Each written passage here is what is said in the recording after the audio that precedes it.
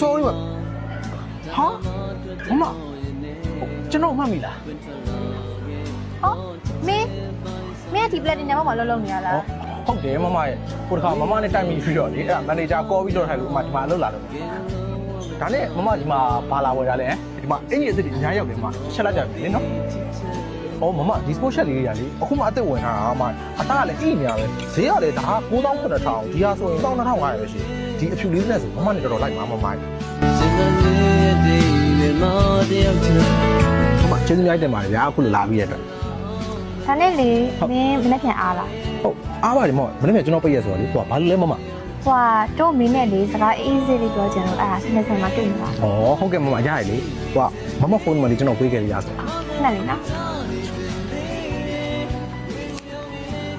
ဟောဒါမမဒီဖုန်းနံပါတ်ဆက်လိုက်ပါအောင်နော် ဟုတ်ဆက်လိုက်နော်အဲ့ဒါတို့ဖုန်းနံပါတ်ပဲ ဟုတ်မဟုတ်ဆက်လိုက်မယ်နော် မှတ်ပြီနော် ဟုတ်